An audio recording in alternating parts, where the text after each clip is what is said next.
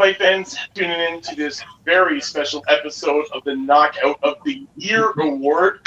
And today I am joined by our friends from over the pond, Last Bell Boxing, Carl and Andy. Thank you for joining us for this wonderful episode of these great knockouts that we've seen all year. And you guys are going to help us pick our winner. And we have a wonderful top 5 list that we put together of some great knockouts that happened throughout the year. Some very memorable ones to all the fans that do love boxing. So yeah, we're definitely going to talk about them, check them out. We'll analyze them, and we'll show some short clips. Cedric, yes, my main man, my co-host, thank you again for joining us. Always a pleasure. Man, much love and respect to all the people that tuned in today to see this wonderful show. Man, let's start off. Carl, how are you, man? How's everything? Yeah, firstly, Happy New Year to my North American buddies. Yes, sir. Hope you have a happy and safe one. Yeah, all good over here in the UK. Freezing, but all good. Thank you, Mike. Excellent. Andy, how are you doing? Very good. Thank you for the invite. Yes, definitely, man. Definitely. We love having you guys on, man. It's always a blast. So I think we should just get right into it.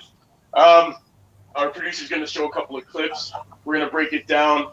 I don't know if he knows what order the clips go in, but let's just get him to run the first one, and we'll definitely talk about the fight. So yes, this is F8 Ajagba versus Brian Howard with that thunderous hit.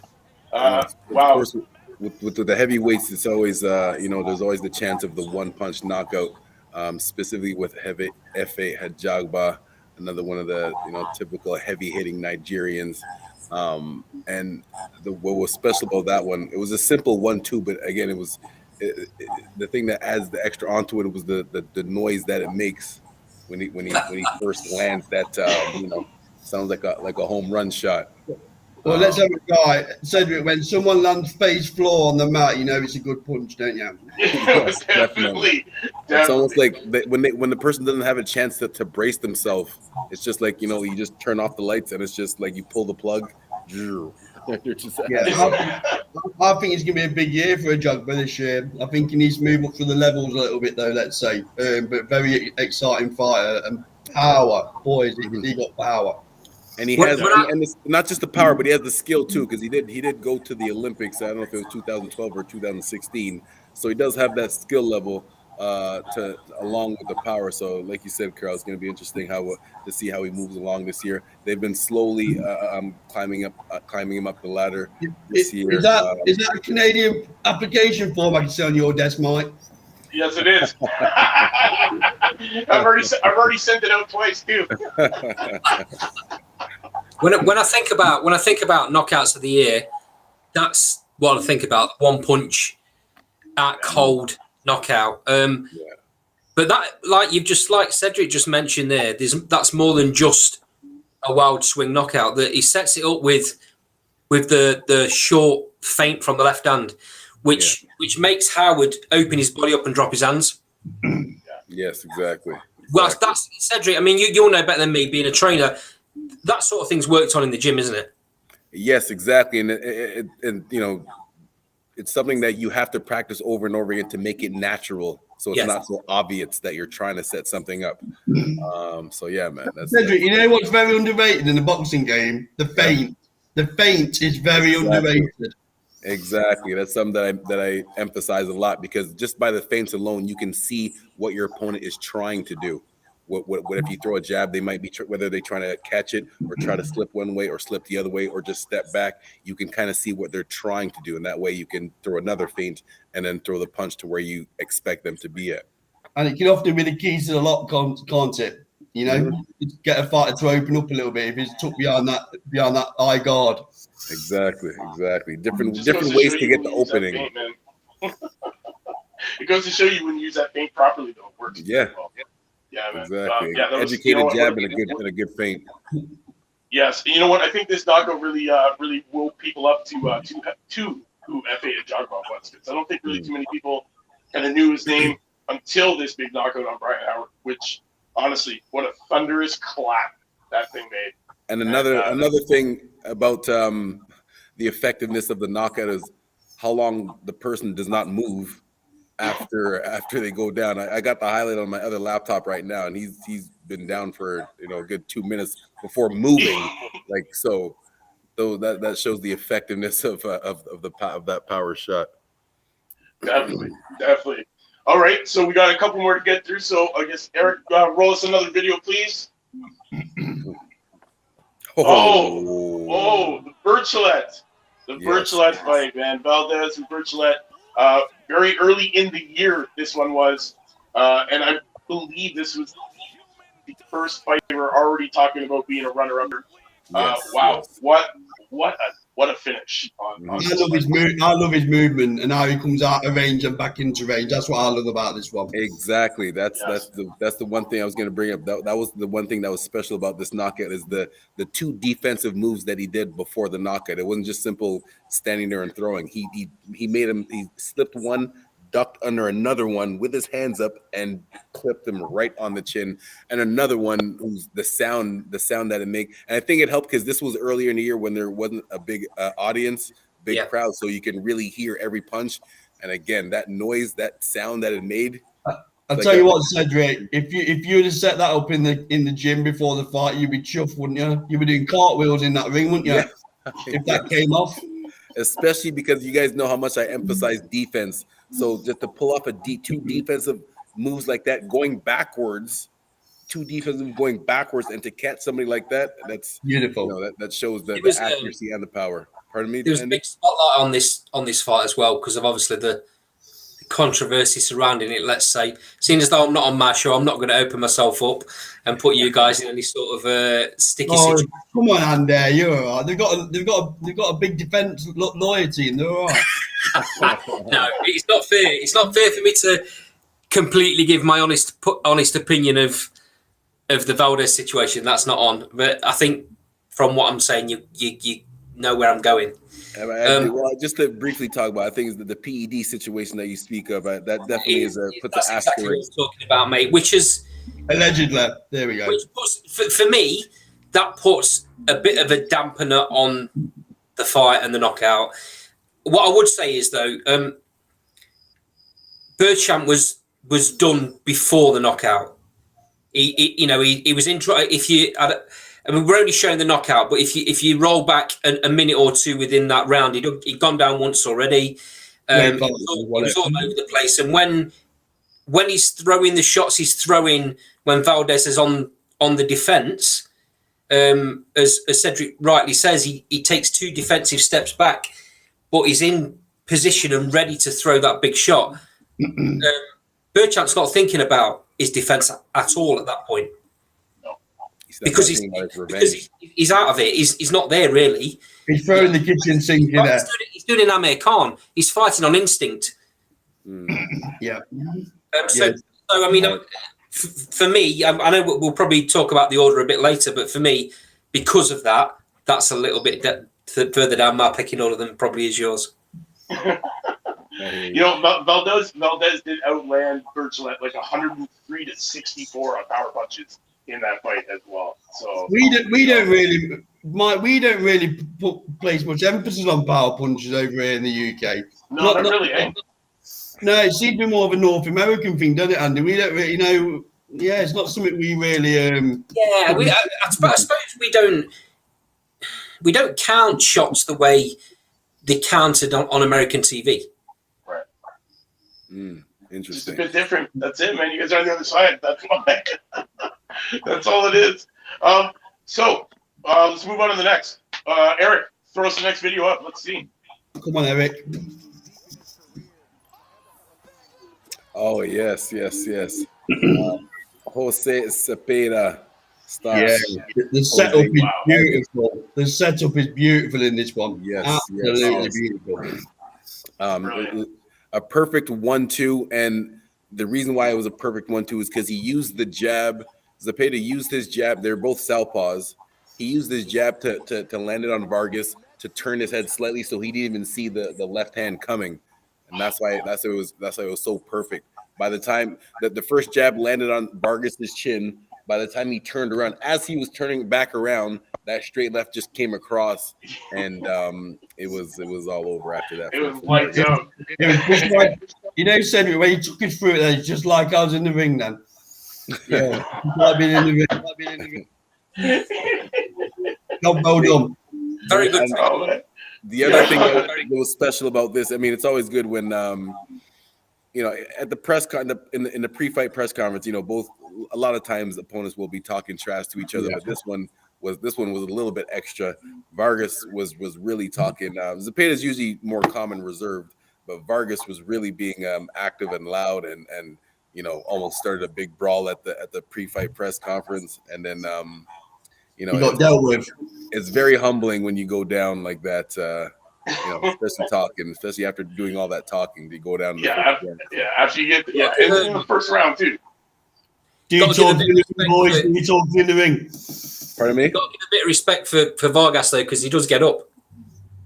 I mean, that his heart made him get up, but in reality, he should have Zepeda stopped it very quickly with a flourish in the corner, very quickly afterwards. Got to give Vargas credit for even getting up off that. Yeah, me too, man. Me too. That was a huge hit. That was great, actually. Yeah, his heart made him get up. Unfortunately, he couldn't get up to continue to do anything, but that his heart helped him get up after that. Oh, he didn't even know he was standing in the ring anymore, man. And again, even with that 1-2, it didn't even look like, for example, the 1-2 that F.A. Ajaba landed. Like, you can tell the power that was on that. This one with Zepeda, it didn't even look like he threw it. It was just super perfectly placed, right on the bullseye, right on the chin. It didn't even look like he threw it like with that much power, but because it was so perfectly placed on the chin, that's how it caused so much damage. Yes, definitely. That was a big one, huge one. Let's move on to the next. Eric, roll it.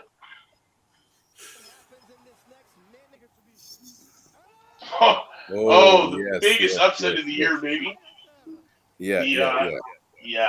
That's that Kazhiak loses in the gold medal match. Yeah, he was not happy though, was he? The other guy was not. He wasn't happy at the stoppage. No. But remember, at the amateur level, I'm glad you brought that up. At the amateur level, they're more about the safety.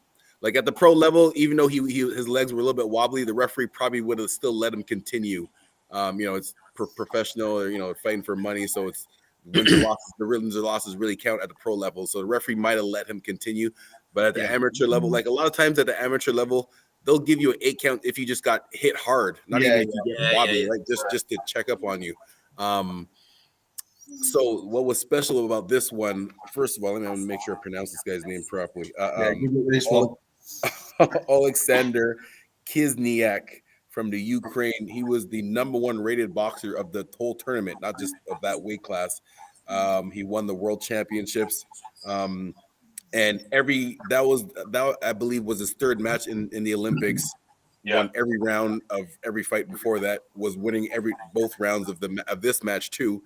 And that land, I mean, the punch that the Brazilian Conceição landed, he was trying to land that the whole fight, but it wasn't working. Like he was like, you can see that he was trying to do it, but it wasn't working. Kizniak, his special talent is just his ability to continuously throw power punches. Like it's not like he's like trying to catch and slip and make the person miss. He's just his seek and destroy. That's forward. He's got that come forward. Throw as many punches as you can, fighting mentality. He got caught on the chin, and there's the thing for me. This is why this isn't going to be high up on my list. No. Because they're both swinging. What I take from that is they're both swinging, and either of them could have got sparked. It was just at first.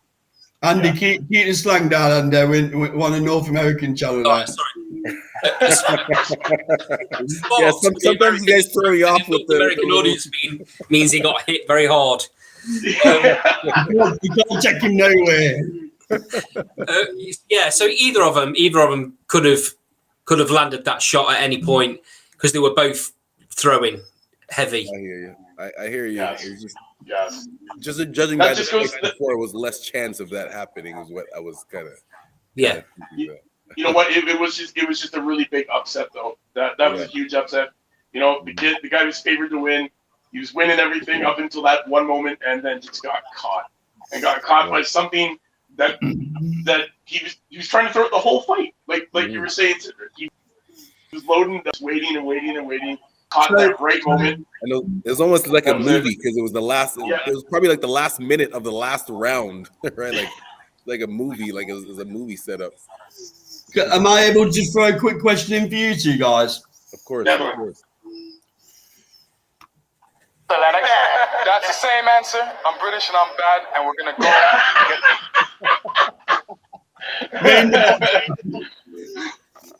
Do we know who that is? Yes. It's the Canadian gold medalist from the '88 Olympics. Yes, thank you. Do you need me to play it again? I think. No. See, what happened was is you guys were going to do that well, so you lent him to us for the Olympics, right? Mike didn't lie. That's who it was. It was the Canadian gold medalist. Yeah, that's right. That's right. I can't believe you're still bitter over it. I thought you'd go. The first step is admitting it to yourselves and letting go. Yes, of course. Yes, he was on loan to us. He was on loan. Anyway. Eric, we have one more video. Roll it out. Now this I believe was there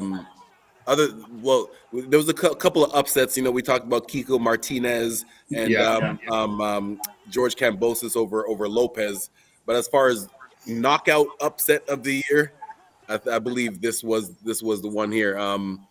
That's the best of a lot as well, lads. Yeah, let me make sure try to pronounce his name properly. Bektimir Melikuzov. Oh, you must have been practicing. No, you know it, buddy. Yeah, what's it? Gabe Rosado versus Bektimir Melikuzov. Gabe Rosado, yeah. Gabe Rosado, the ultimate. Yeah, go ahead, Mike. Huge upset, man. Bektimir Melikuzov was undefeated up until this point. This is his first loss he suffers, and he suffers it in a devastating way. You know, what a big shot. And honestly, I'm surprised he came back after that, and it's come back in a good fashion. Looked good after this loss, man. But this is huge, man. This is a huge upset. Yeah, he well, actually, sorry, I feel like I'm talking the whole time. Carl, Andy, you go. You guys give your piece. Well, I thought it was impressive to say that Rosado was 35 years old. I thought it was very impressive to be able to spark him like he did. So and the foot movement as well. I'm a big fan of people coming out and in a range. I think it's in boxing terms, it's very sexy. There we go. I've not had too many. Definitely. It's finesse. It's finesse. It's nice and finesse, man. When you see good footwork, you know the guy's got great skills, and it's not too many people out there. I like toe to toe. Don't get me wrong, but it's got its place, hasn't it? When the art of be it and don't be it. It's very. That's what boxing's about, isn't it? Yeah. Right. Exactly. So Rosado is meant to be there as chump change. Yeah. Was meant to be the next big thing. So here's the thing: you can't count out experience. No. Yes. Exactly. And Rosado for me, did everything he needed to do. He's got his self into the right position there. He's basically begging Malkiv. How'd you pronounce his name again, Mike? Yeah, go on, Mike. Bektimir Melikuzov. That's the one. He's basically begging him to come onto him, and he's just waiting. He's waiting. He's got the shot ready. I've not watched the full fight. I would like to have seen the full fight to see whether he's trying to set that up earlier on in the fight, because to me that's a planned move. Mm-hmm. He's edging forward. He's dropping back. He's waiting there for Mr. Bekovic. Call him Beck. He on the shorts it just says BEK. So I'm assuming he's okay with you just calling him Beck. No, dude. Okay, so he's kind of baiting Beck a little bit. He's waiting for him to pounce. He's waiting for him to make that move so he can counter with that perfect shot. Yeah. Yeah, and I want to add on to what Andy's saying. You're exactly right. It's Gabe Rosado. He was kind of inching backwards, looking to land at. I mean, again, I'm looking at the highlights as I'm watching this. His nickname is Beck the Bully. So that's his style. He's coming forward again. He's not trying to hide what he's trying to do. He's coming to take your head off, but in a skilled way, because he did win at the amateur level. He did win a couple of I don't know if it was world champions or Olympics, but he was at that high level. So he does have that high skill level. It is a different sport though, Cedric, isn't it? Amateur and pro are different sports. I get what you're saying about the skill set, and I get that, but don't always translate over into the pro game, does it? It doesn't always, but if you were a high level boxer, it'll help you in these situations. Like tell all the others in that, but moving on. Yeah. But going back to the fight, so just on going into what Andy was saying, Beck was coming forward trying to take Rosario's head off. Rosario, using his experience, was trying to back up and trying to look for that shot. And one very good thing that all boxers should study, what Rosado did earlier in the fight, when he got dropped in the second or third round, he took his time to go to one knee to gather his bearing first before just hopping up. Like most fighters, when they get knocked down, it's just a pride thing, right? You get knocked down, you want to jump up right away. But when you jump up too fast, exactly, you still have to spin. So the smart things to do: get knocked down, come to one knee, let the referee count to 8, and get up. Obviously, don't just wait till 9.5 like some fighters do. We get up at 8. And then you'll have, you might still be hurt, but you won't be as hurt because you were able to catch yourself a little bit better. That's experience though, right? Yeah, that comes with experience. You see a lot of experienced fighters do it. I've even seen guys just take the knee themselves after being tagged properly. Just take that 8 just to get their mind back because they're not seeing straight. And honestly, after that, he was sleeping, so he wasn't seeing straight at all. But that was a big one. That was a big one. Honestly, undefeated at that point. He was 7-0, going, looking to improve to 8-0, and no, it did not for him. That was a big upset, though. Very big upset. I love that one, actually. It's up there for me. The thing is, he'll probably learn more in that fight than he will from another 5 or 6 fights of that kind of stature of, knocking people down for the fun of knocking people down. He'll learn more from losing. And taking that big shot and learning what he did wrong in taking that big shot. And that's I know a question you guys are going to ask us because I've seen the script. What do we hope for in 2022 in boxing? I know that was coming in a minute, but I'll answer it now. I hope that fighters stop having padded records and stop being so precious over their O's and actually jumping with each other. Because like Andy says, they'll learn a lot more by fighting a live opponent than they will fight in 20 non-opponents like a certain fighter in the UK. So let's hope that they start stepping up. I'd like to see the same thing. I definitely would like to see fights just happen. No more of this ducking and dodging, man, and waiting for people to age out or, wanting to challenge after they've left the weight class. Like, this crap's got to stop. Honestly, I hope 2022, the guys just do what the women are doing and just accept the damn fights and make it happen. That's what I'd like to see. I've seen Andy giving it some on Twitter today. Sorry, giving it some means a load of comments about women boxing. So let me just take your 2 point on this. Whether women's round should be up from 2 minutes to 3 minutes. What are your 2 thoughts on it? I think honestly and truthfully, I did a little special on it. I believe 3 minutes. Give it to them. If they want it, they can handle it. It'll definitely make for maybe some more finishes, some more knockouts in women's fighting. Definitely will earn them more money, bigger purses. I say let them have it, man. They want to be treated as equal. Give it to them. Why are we holding it back? I'll play devil's advocate for a minute. And Cedric, I'll let you in a minute because it's not my show. Will that dilute the female boxing a little bit? Because at the minute, you could argue that the 2 minute rounds mean that they've got to get on with it and go toe to toe a little bit. I mean, sorry, that was for Mike. Finish. Go ahead. No, go ahead. Yeah, but I mean, you could say the same argument for guys. Like, you cut the guys' rounds to 2 minutes to make them work harder. So I mean, I don't know. It depends on maybe the hype. No, just make it 3 minutes. Just make it 3 minutes. Make everything 3 minutes. I was gonna say maybe the championship fights make those 3 minutes just the easier way into it, but whatever. Just open it up. Like when we train, like when I train females, I don't make them train 2 minutes. They train 3 minutes, just like the guys do. So it's not. No. So the tweet that Carl was referring to was a reply from me to the legend that is Barry McGuigan. Okay. Someone had asked Barry, someone else had asked Barry McGuigan what his thoughts were, and I think I can say that Barry turned around and said that the very best women would be able to deal with 3 minutes, no problem whatsoever. And he's right. He's right. They can.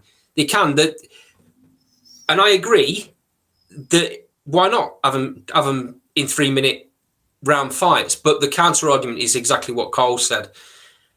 The reason that we're holding certain fights of the year and we're saying, oh, this woman's fight was fight of the year, this woman's fight was fight of the year, is because every second of every round is exciting. Yes. You know, they're not pacing themselves. You know, you're seeing a lot of men's fights. Fighters go missing for 15, 20 seconds, 30 seconds around, taking a breather. You know, they'll walk around the ring for a little bit, take a little bit of time because they know they're going 12 rounds. And if they're not absolutely bang on fitness, come to the 9th or the 10th round, they're blowing.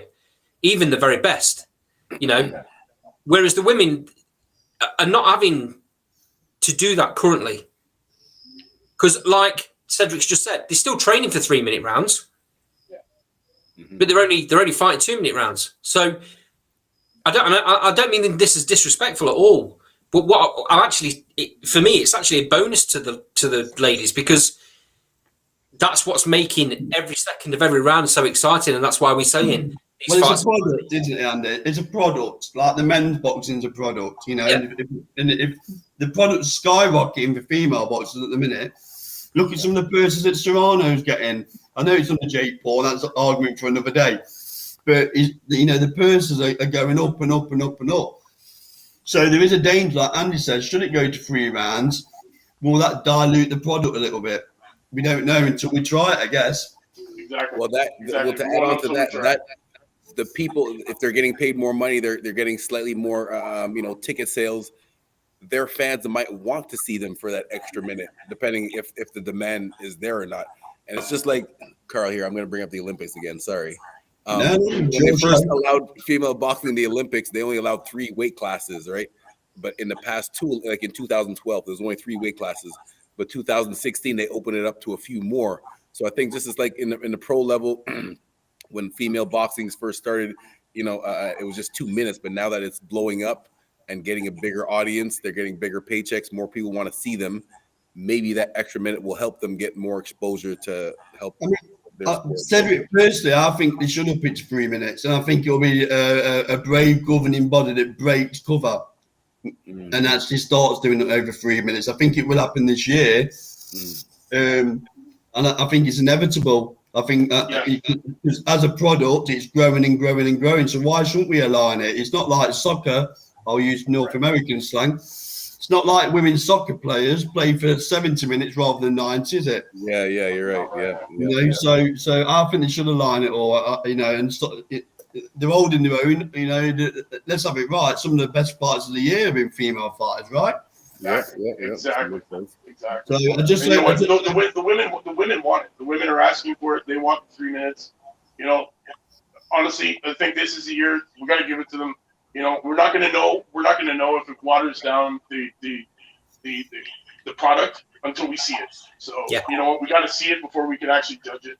And let's give the public what they want. If they want to see these women with an extra minute, give it to them, and let's watch it happen because it's growing. And just to add on to that, Mike, there's been some women fighters this year that have shown much more cojones, let's say, than their male counterparts.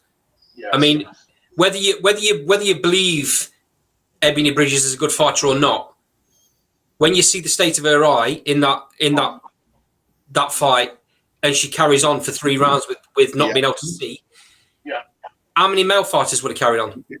Well, that's the same argument I've been saying. I've been saying this the whole time. Not many out there would continue with an eye like that. You know, that just shows the heart and determination that these women have when they get in that ring of battle the way they do. And So, are we back, Mike? Are we about at the time where we can give our channel a shameless plug? Yes, do it up. Give your plug, please. Thank you. So, obviously, me and Andy are from a channel called Last Bell Boxing over in the UK. Mike and Cedric join us fairly regularly, to be fair. We go live on Thursday nights, 7 p.m. UK time. Doing a quick math, so that works out 2 p.m. Canadian time. Yeah. However, we do record the shows. A lot of content on there. Mike and Cedric will agree, I'm sure. Some great guests on there. Great content, big time guests. Great content, big time always guests. Good talks. Good talks. Great boxing talks, man. So we work well in collaboration, don't we, guys? You know, we make the pond feel very small. Yes. So long may it continue during 2022. That's all I can say, guys. Exactly. Yes, definitely. You know what? It's going to be a great year for both of us. That's for damn sure. So, the question at hand is, who are we going to pick as our winner of the year? Should we start off? We're never going to agree here, are we? Okay. I think the best thing to do, Mike, if you don't mind me saying, the best thing to do is ask us to score them in counter order. So fifth to first, and then you being the gaffer of the show and all that, you get the deciding vote. All right, let's do it. I'll go first if you don't mind. Are you okay if I go first? You go ahead. So, I can't pronounce the guy's name, so I'm just going to say the amateur fight fifth. Okay. And then Rosado fourth, a Jagba 3, Sabida 2, I'm going Valdez 1. Okay.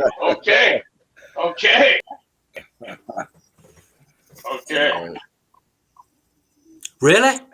Yeah, I'm a shepherd and not a sheep. I've got my own mind. All right, Andy, let's hear yours, Andy. Who do you got? Okay, so I've gone with Carl the same as number 5. I've gone the amateur fight for the simple reason that either of them could have got sparked there. I've gone Valdez number 4 for the reasons that I mentioned a little bit earlier on. Right. It sours my look on the fight a little bit, and again, it's one of them. I've gone Zapida number 3 because it wasn't a one-punch knockout. It was a great shot, don't get me wrong, but because it wasn't a one-punch knockout, I've gone him number 3. I've gone a Jagba number 2. This was very close for me, number 2 and number 1. I've gone a Jagba number 2, absolutely perfect punch and very well set up. But I've gone Rosado number 1 because I think the brain took over there. Experience in the fight took over. He lured Beck into a full sense of security, bringing him into the punch. To be honest with you, it was as much Beck walking forward onto the shot as it was Rosado landing the shot that knocked him out. Mm-hmm. Yes, definitely. I like it. Cedric. All right. I'm gonna go with. I'm gonna mix up the order here. I put Zapata as my 5th one, to be honest. Oh, what happened to Carl? Go. Oh, I'll pop back on in a minute. I'm going with there. Yes. Okay. I'm going with Zapata as the last one of the top 5. Again, I love the way he placed that perfect 1-2. But like Andy said, it wasn't one-punch knockout, but I just love the way that was. So that was number 5. Number 4 is from the Olympics. And again, the story behind that, the number 1 fighter going into the tournament was winning every fight of every round of the whole tournament, and then got caught in the last minute. So I think it was more so the dramatics of it. And you're right, even though Andy said either one of them got caught, but it was still like the accuracy of, because again, in cases like that, some fighters will just shell up because like when someone is just putting power punches on you and you clearly lose the first round, you clearly lose the second round. some fighters will just shell up. They just give up mentally and just try to move around, just hope for the round to finish soon. But he kept trying and finally landed it. So that's what I thought was special about that. So that's number 4. Number 3, F.A. Ajagba, because again, when you flatten somebody and they actually don't move, and it's actually concerning, that shows the power in that. Perfectly placed 1-2. The light switch got the plug from the light switch got pulled, and he just dropped right on the spot. Number 2, and I'll agree with Andy. This is the only reason why it's number 2. Valdez. The only reason why I don't have it number 1 is because the asterisk beside it because of the PED situation.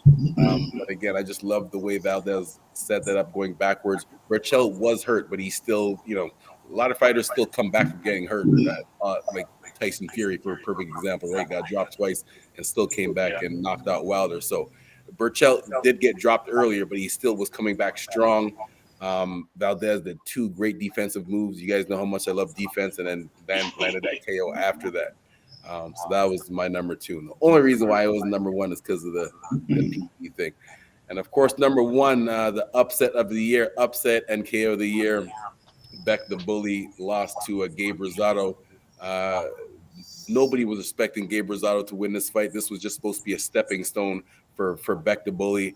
And again, looking at the highlights, like I was watching the fight, not just the highlights, but he was showing no respect for Gabe Rosado. Like he was literally just walking, like sometimes not even in his boxing stance, just coming forward at him. And I loved how Rosado got dropped and weathered the storm in an educated way, the way he was able to weather that storm, and came back with the big KO. Like not only was Beck face first, but like face first with his feet up. Anyways, yeah, it was the theatrics of that knockout was very good. So that's my top 5. Yeah, definitely. Me, number 5 is definitely the amateur. My number 4 is Valdez and Berchelt because of that asterisk. Then it's a fate of Argus. A Jogba number 2. And honestly, the upset of the year, man, Rosado and Bektamir. Melikuz is my number 1 as well. Just one question. Yeah. Who's your fight of the year? Honestly, my fight of the year, Bridges and Courtney. You say fight or fighter? Fighter. Just fighter, man, not your fight. I just said fighter of the year. Honestly, wow. Too many, man. Too many to pick. Nonito Donaire had a good year. Obviously, Canelo's up there too, but Nonito Donaire had a good year at 39 years old. Shout out, Xander Zayas. Canelo's got a big asterisk. Let's have it right. He can't be saying that for Valdez and not for Canelo. Yeah. Yes, I agree with that. Let's get the beef out. Well, no. Canelo's asterisk was 2 or 3 years ago. Says who? Well, because he's VADA tested. Look at his gym. You don't know that. He's VADA tested. You don't know that. How many months of the year? Because it's a known thing. He's VADA tested. So there's no rumours about Reneso's gym, allegedly. No, of course there is. I'll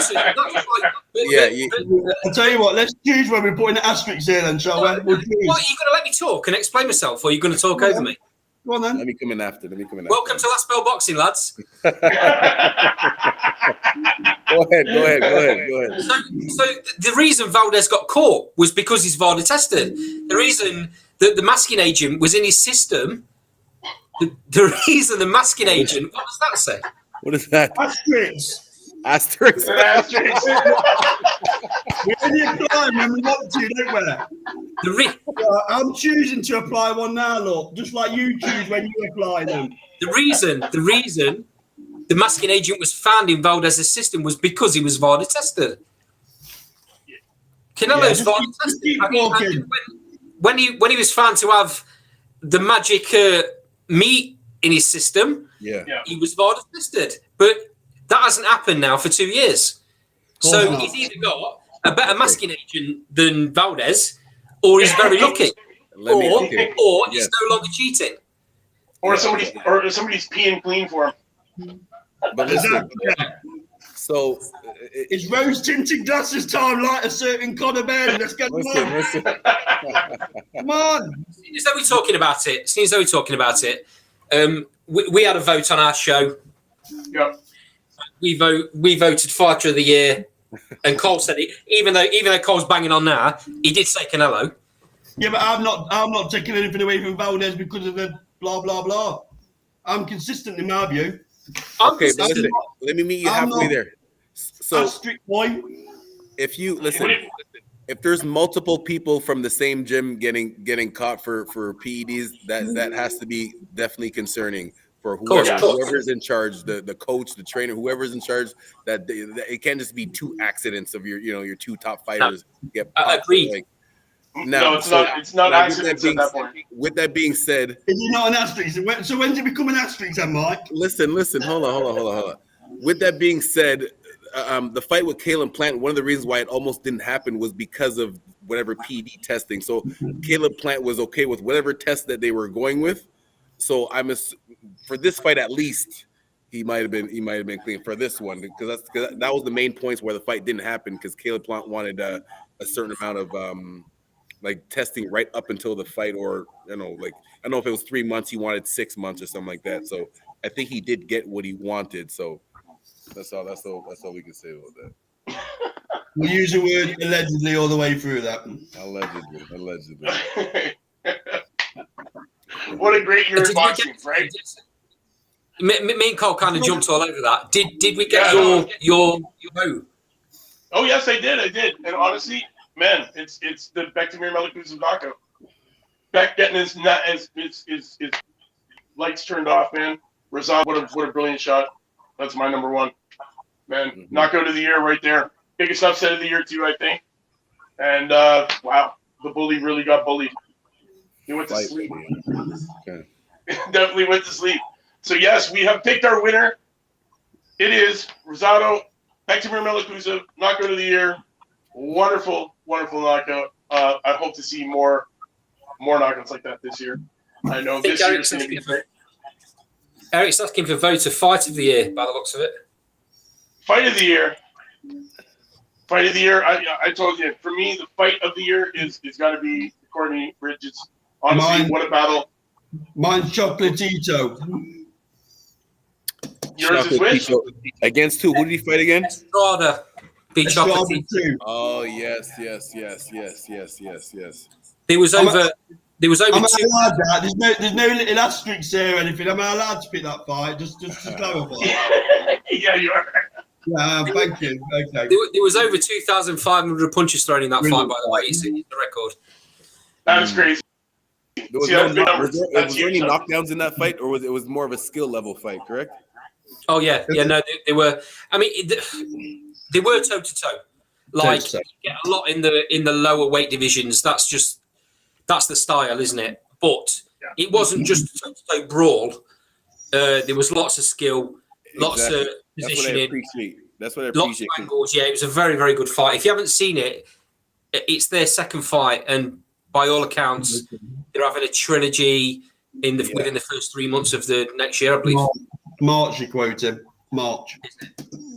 Yeah, because awesome. I definitely appreciate the smaller weight classes that show a little bit more catching and slipping and making one mistake off of those power punch, off of those combinations. Because a lot of times when people talk about fight of the year, they simply, like for the casual fan, they simply look at how many times each opponent got a knockdown, which is the reason why most people would say, not maybe, I don't know about most, but a lot of people will pick Fury and Wilder to be the fight of the year because it was like 5 knockdowns.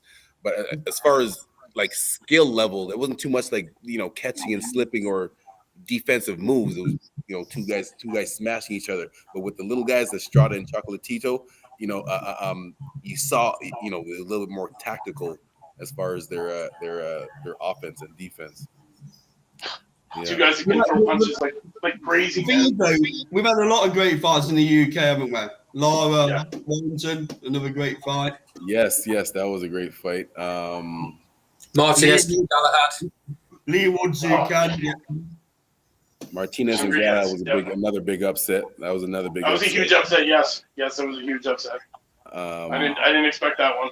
And as you can imagine, us Nottingham lads were really upset about Galahad getting knocked out, weren't we? He's from that neck of the woods. He's from Sheffield, mate.